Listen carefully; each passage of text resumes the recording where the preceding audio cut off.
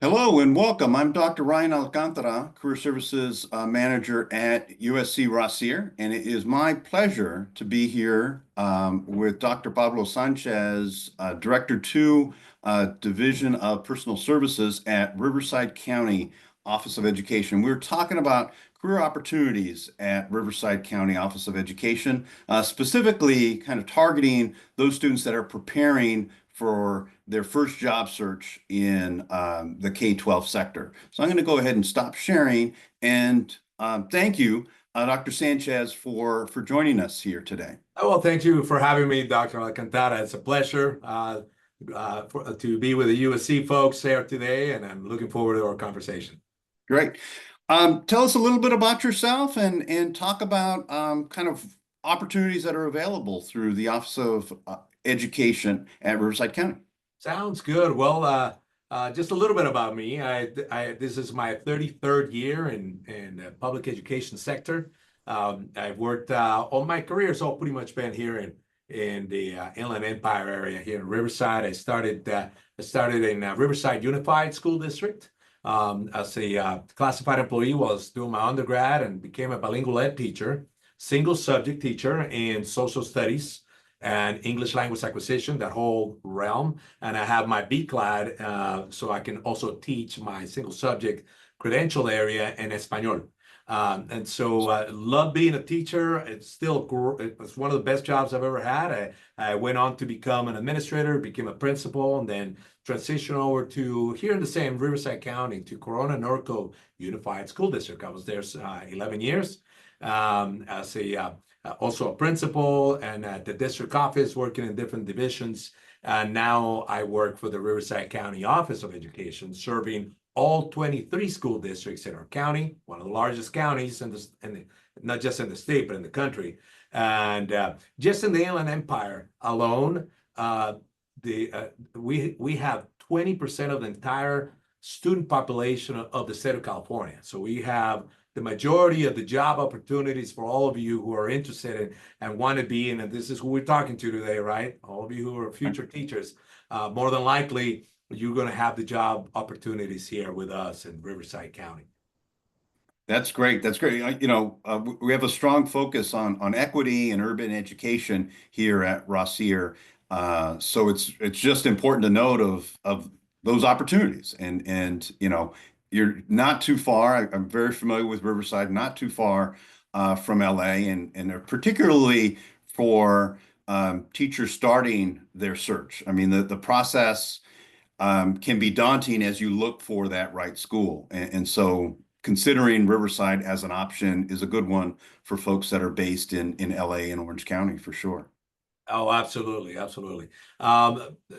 Several things to consider. I mean, when Dr. Alcantara, I won't throw you under the bus with the age thing, but I'll tell you, when I started, it was very challenging to find housing with a beginning teacher salary. That's no longer the case today, particularly if you start getting into the Inland Empire. You're going to find that salaries out in the Inland Empire are going to be way more competitive than LA salaries by a margin of about $20,000 a year. And so please consider that, students, as you're looking to see where do you live. Not only is your salary margin going to be better in the Inland Empire, but the housing cost is also going to be lower than, say, LA, right? I'm not trying to chase anybody out of LA. There's a need, and there's definitely what the Rossier School does with the urban education initiatives and how they prepare you guys. Absolutely, you're a fantastic fit, but you will also be a great fit with us. Yeah, no, you can't argue that. We've had a lot of kind of conversations about just the cost of housing in LA and what that does for the quality of life. If you're commuting an hour or two each way every day, it's wear and tear, and then emotionally wear and tear on your car, and ability to connect with the community. And so we do see a lot of people kind of commuting in from the Inland Empire to teach in LA, and why not think about teaching in the Inland Empire for sure. Oh yeah, absolutely. I'll tell you right now, we some of our, so as I indicated, there's 23 school districts in our county, right? So Riverside, Moreno Valley, Riverside, and Corona Norco Unified School Districts are the three largest school districts in our county. Just to give you some perspective, they're also probably the most competitive in salary right? And so when they go to recruit for those positions, typically they're finding those teachers that are taking those long commutes from the Inland Empire to teach in LAUSD, and they get to give themselves a raise, not just financially and what gets direct deposited to the bank, but also on their time to spend with family, right? They cut it, in most cases, they cut a half hour of their drive, if not more. Yeah, yeah, for sure. So let's jump into kind of focus of our conversation here are opportunities and advice that you have for students that are wrapping up their teaching credential and getting ready to apply. So each spring at USC Rossier, we host a career fair, and we're doing that this spring. Students are kind of finishing up their coursework, wrapping up their school teaching or student teaching responsibilities, getting their applications ready. Talk about the process for applying to opportunities in Riverside County. I love it. Okay, so yeah, so students, keep in mind that the smart money for school districts, guys like me who need to hire teachers and fill those positions, we start that process no later than February. In fact, I'll have colleagues around the county that'll tell you that you're already late to the game if you're posting positions in late February, right? Because it's competitive. Let me tell you why it's competitive. We now are in a situation, and I'm sure you've heard this, your professors have probably talked about this, in where we have more students, more teachers that are retiring than we have students in preparation for school, right? To become teachers.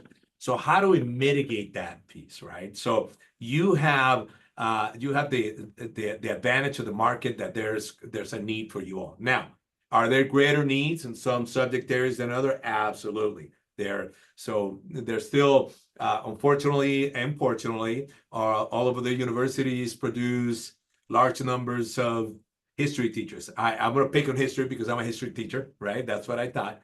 And so, and there's not a large need for history teachers for two reasons, right? And it's just, there are just not as many history teachers needed in a master schedule of a middle school or a high school compared to language arts or mathematics, right? And now so there's a greater need for that. So for every history teacher, we're probably hiring 2 language arts teachers or 2 math teachers, because we need to lower those class sizes. So keep that in mind as you work into your credential. Not to say that we don't hire history teachers. We do, but you might have to travel a little farther out to go find that history teacher position, right? And so keep that in mind as you prepare and you hunt for those jobs. The other thing that's a hot commodity, which myself, I try to talk my own kids out of, was becoming a music major. But as you know, the state of California, now with different propositions, we have 2 propositions that are now ongoing. One of them is a one-time fund, the other one's ongoing funding, and where we need to hire more music teachers, actually VAPA, or visual and performing art teachers, right? So it's not just music in itself. And I'll tell you right now, the last time I talked to Corona Norco Unified School District, which is on the western part of the county, closest to LA County and Orange County, they still have right now, so today's November 1st, 3 positions open, not filled, because we don't have enough of those, right? So think of that. This is a great time to become a teacher in terms of looking for the jobs and potentially find the great location you want to work at. So what I do is I encourage you to get on EdJoin, create your account right away, edjoin.com, create that account, and start looking now. Enter the searches and look for the different positions and where are they, and you'll start seeing a pattern. As we get closer to December and January, you're going to see more and more positions, right? So, so 2 parts are going to happen. Most school districts, including the County Office of Education, have a 2-interview process, right? So once you get through the paper screen, which is everything that's required on EdJoin, make sure you check every box. Otherwise, you're never going to get an interview. Make sure all those items are in there. You can always reach out to me if you need some advice on it. Dr. Alcantara can get a hold of me, and we can. I don't mind working with anybody to help them out with it. But once you get through that and the position is flown, then from there you'll be able to apply. There'll be an initial. If you make the paper screen, it'll be an initial interview. for most school districts, meaning that usually a guy like me, an HR director, is going to talk to you and ask you some very basic questions about you, and I'll go over those in just a minute. And then we do a ranking, right? And then from there, the principals at each school site take the highest ranked candidates and select from there. So I know that's kind of a lot, but I can definitely talk about, I can tell you right now exactly what they're going to ask you if you want to know. Great, great. So just to clarify, so we have the initial screening. Students obviously submit their materials through EdJoin. That is screened at the county level. And then once students go through that initial screening process, then principals pick it up from there and can kind of continue through the process. Are students, when they go through EdJoin, do you see specific schools that they're selecting at that point, or is it just positions in the county? So no.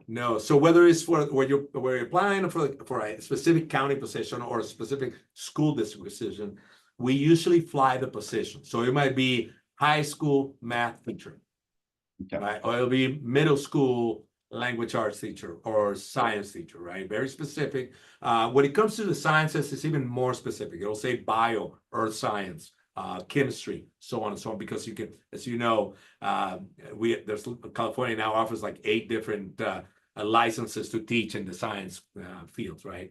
Sure. And so it'll be very specific to that. The days where we used to say specifically to a school site are pretty much gone, particularly with the large school districts. And there's a reason for that. The smaller school districts, so if you're applying for, say, Morongo Unified School District, which is out in the desert over by Morongo Casino and all those pieces there might be more specific because they might only have one high school, right? Yeah. But when you get into the larger school districts, Moreno Valley, Riverside, Coronel Norco, where they have more than 3, 4, 5 high schools and 9 up to 9 middle schools, then it'll be just about the position. Yeah. Interesting. Well, and particularly understanding the size of Riverside and these openings vary. And so, if a student thinks that they're applying to a specific school, it would be very limiting and challenging administratively. And I'm pretty sure LA Unified School District operates in a very similar way. They have the intake through the county level. Okay, so let's jump into the nuts and bolts. You talked about, what to expect in terms of those questions. So, you've got 2 stages of this interview process for Riverside County, the initial screening that they do with you in your office. What can students expect in there? What kinds of questions are they going to get? Sure. So students, the first question is always going to be the same. It might be a little worded a little differently, right? And in fact, right now, I would suggest that you ought to be practicing that in the mirror with your significant other. When you're taking a shower, start practicing the question. We're always going to ask you the same thing. Why do you want to be a teacher? And it might sound different. What has prepared you to be a teacher, right? And there's like 100 different ways to ask the question, but it's always the same, right? So be ready for that question. Here, I'll tell you the last question too. Most interviewers get it wrong, right? The last question is, do you have any questions for us, right? And the wrong answer, I'll tell you what the wrong answer is, start asking questions. That's the wrong answer. The right answer is, and I'll tell you why in a minute, but the right answer is always, thank you so much for your time. And keep this in mind, when a principal stops working to go do interviews, their job doesn't stop. So they might take a whole day to do job interviews to hire that one math teacher. And now they got to go back to their office and work until 8 o'clock at night because they couldn't get to all the work they needed to do. So you thank them for their time. Let me tell you why you shouldn't ask any questions, because all you're doing is underscoring the fact that you didn't research the job. So we're not interested in somebody that's not really interested in being there, right? So no, you shouldn't have any questions. And even if you do have questions, you ask somebody else later, okay? But definitely that's not at that time. So remember, the first question, why do you want to be a teacher? What has prepared you to be a teacher? Last question is, do you have any questions? The answer is always no. Each one of your questions are going to be no more than 2 minutes worth of time for you to answer. So practice your answer in 2 minutes or less. And if you can get a story in there, thread it through all your questions that you have. First round questions probably between 5 and 8 questions. Second round questions will probably be, especially if they call you to a site, and let's say you happen to coach a sport, or you can be a club advisor sometime. They're going to ask you more questions because they want to know more about what you're willing to do besides teaching, right? But nonetheless, stay concise.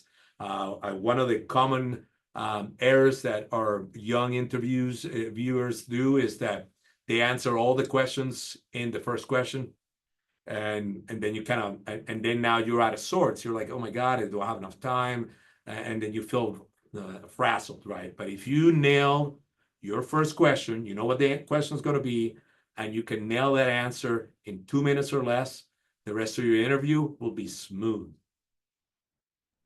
That's great. That's great. And I'm going to push back on the last question. I want to kind of talk through this a little bit, but I think, that first question is right. Like, you've got to practice that. I mean, record it on Zoom. You can have, there's a lot of strategies to be able to then observe how you articulate it.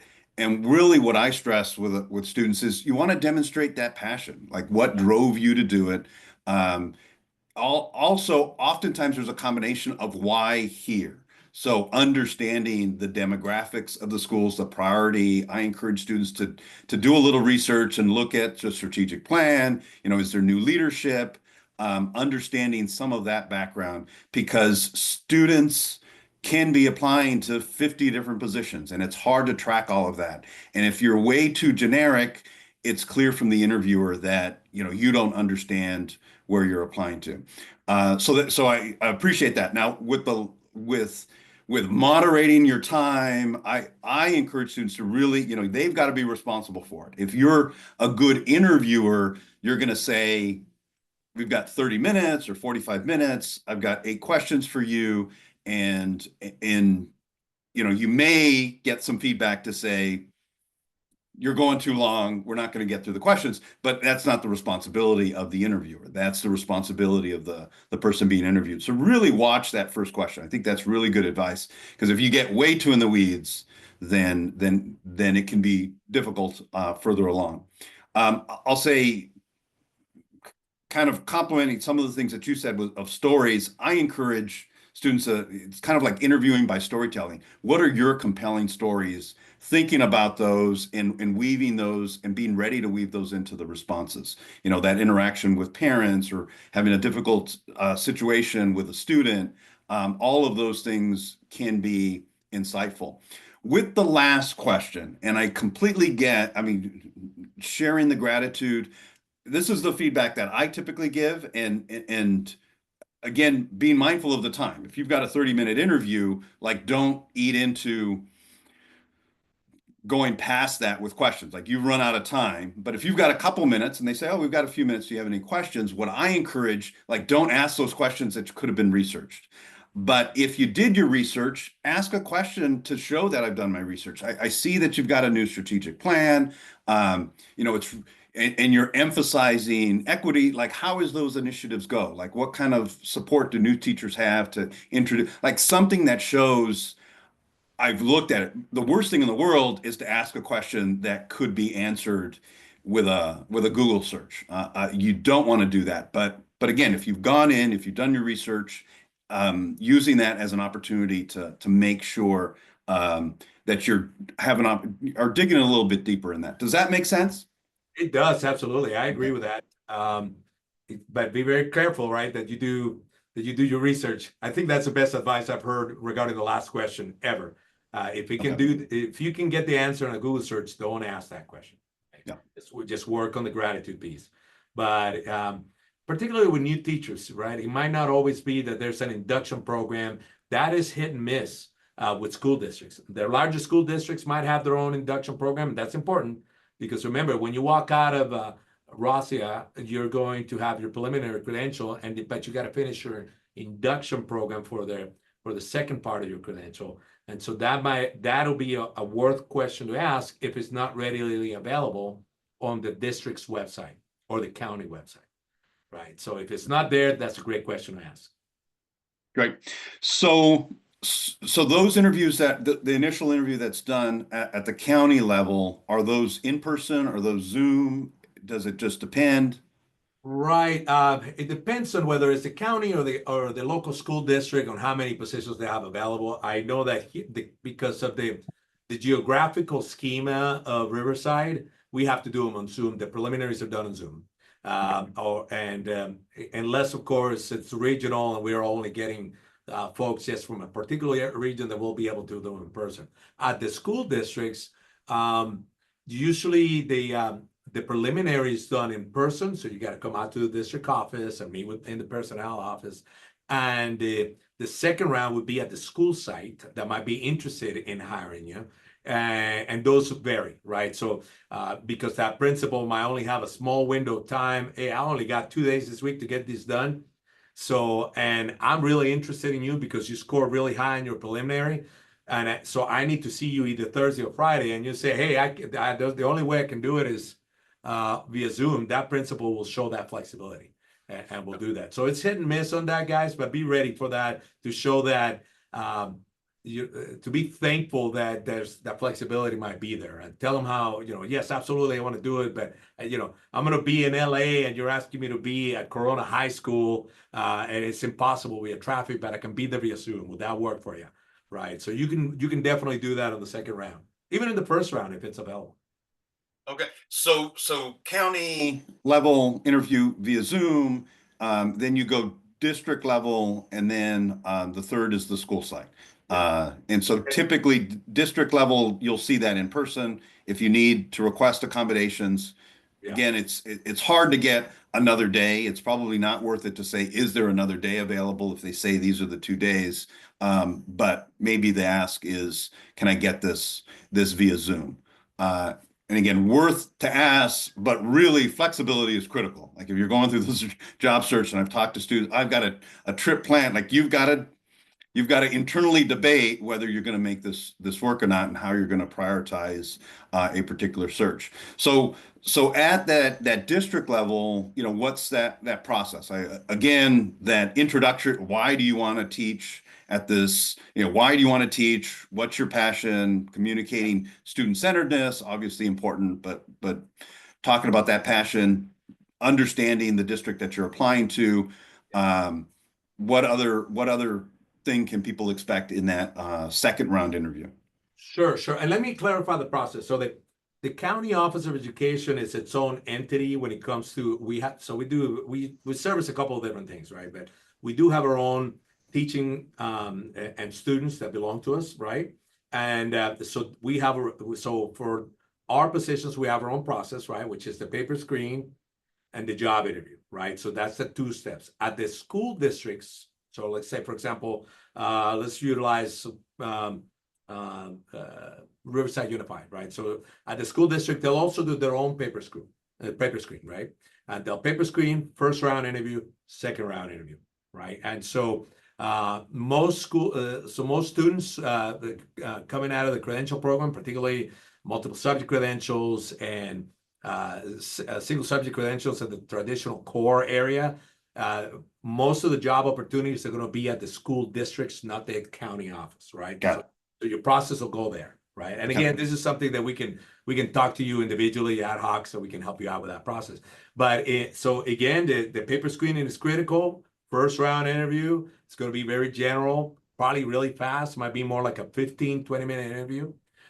Because we're just trying to get you ranked to make sure that yes, you are a real human that filled out this paper and you have a personality, right? And you're not going to be terrifying to children, whether it's K6 or 7 through 9 or 9 through 12, right? That you fit everything, check all the boxes of what we're looking for. Sure. In other words, you showed up dressed professionally to your interview.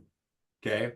You pass those pieces. Now, second round, that's when you're going to get out to the sites if you're at the school district. At the County Office of Education, we might just offer you a job after the first round, right? And the county's looking for very specific piece. We're looking for CTE credentials. We're looking for special education credentials specifically, more than not, right? At the local districts, that's when you start looking at your multiple subjects and your core subject areas, right? And but yeah, that second round, you can anticipate that they're going to be asking you a very specific questions and where they're looking for, are you a fit to our school?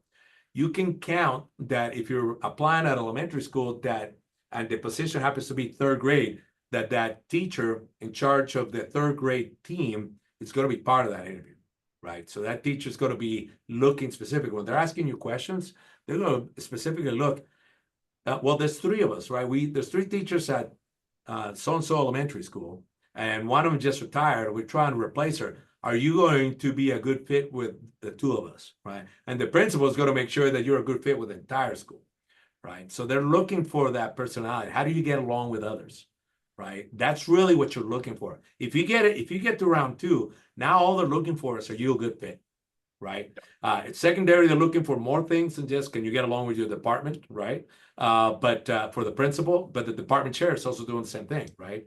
And if you're a coach, that department chair is going to be academically driven. So they're going to ask you questions looking for, hey, are you going to be drawing up plays instead of teaching kids, right? They're going to be looking for that. They're going to be suspicious of that, right? The principal might be more interested in that but that's a different conversation, right? So be alert, be in the presence, understand who's in the room, particularly in the second round, right? The first round is going to be a guy like me and a bunch of principals, and they're all just headhunting. Second round is going to be your principal and the folks you're actually going to work with. Guys, remember, the number one reason teachers don't pass probation is because they can't get along with others. Good advice. And you know, you've got to speak to that audience. So you'll have in that second round a committee. I know in some situations students are candidates are actually presenting a mock class, and there could be a couple of meetings that factor into that experience. But talk to that audience.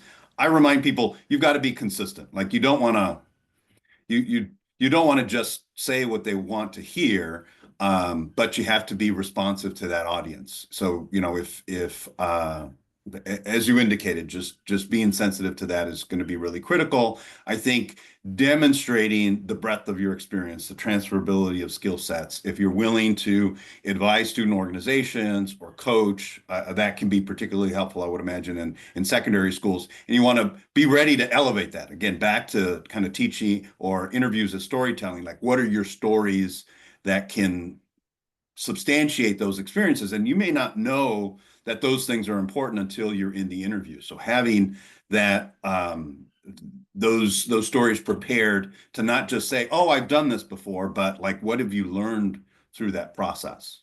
Right. Yeah, I think some of the compelling, particularly brand new teachers, right? Tell that compelling story about that one teacher that touched your heart, that inspired you to be a teacher. If you have that story, and if you don't have that story, think about that story. Maybe you might have that story. You just haven't thought about it, right? Yeah. And right, so that's that deep connection, right?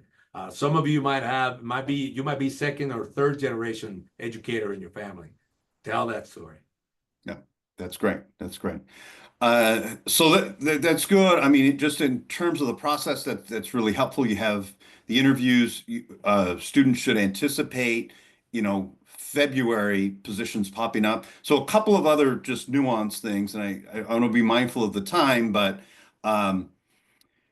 sometimes we have students that are really interested in a particular school. Like, this is where I went to school and I want to be there. I encourage, you know, students doing informational interviews as a way to understand the dynamics of schools that they're interested in, and also to express that. Like, once you're applying and once your application is in the process, you can't have the same conversations as you can when before that process. So I encourage, if a student says, I really, really want to teach at, you know, this particular school, go and see if you can spend a few minutes with the principal, you know, talk to the faculty that are teaching in that, because inevitably it's really just going to help you through the process, so long as you're a good teacher and there's no red flags that go up in those interactions. You know, if they have a known commodity and from the rankings that come through the first round, I think that's going to be helpful. So what's in your experience, you know, have you had candidates that have done that, or have you recommended things like that for students? Yes, yes, yes. So I'm gonna tell you right now the most if we're playing the odds, right? So we're gonna play the odds here like a bet, right? So the best odds are if you can get yourself in the sub list as a substitute teacher as you're working through your process and into that school district, and you will get called into that school. Let's say there's 3 high schools in the school district. You're going to hit probably all 3 high schools if you have a math, or you, even if you don't have your credential complete, but you're working to make ends meet and you're subbing, you're going to get into that, right? Once you have your credential close to complete or completed, and you're still a substitute, and you can get that long-term position, because they do happen quite a bit, right? And where a teacher is out for an extended period of time for a myriad of reasons. It could be from family leave act to any illness of any sort. And so if you can get in there, that's how you get that connection, right? You get to know the other teachers in the department that are going to sing your praises. You're going to get to know families and students. You're going to get to know the administrator. You might, whether it's a middle school, high school, elementary, depending on how involved the principal is. The principal is going to want to know from you, right? Can you handle the class? Right? Are you sending disciplinary referrals up? Yeah, look at all that stuff. Those are, if you want to play the odds, those are your best odds. Get in there as a substitute teacher. Great. That's really good advice. And a known commodity is a huge piece. I mean, there's a lot of risk bringing in a brand new person. And so how can you reduce that? And subbing is a great way, reaching out and introducing yourself to folks is good. All of that. So the last thing I'll ask is, as we get later into the process, so as you pointed out, if you're not posting jobs by February, you're behind the 8 ball in terms of your planning.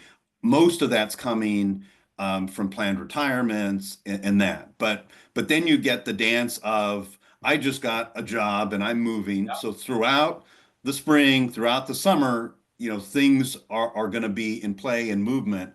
And so my advice to students is, you're looking at EdJoin, you're looking at those districts, at those counties on a regular basis to see what has posted this way. And so, what's your recommendation of frequency, of considering that?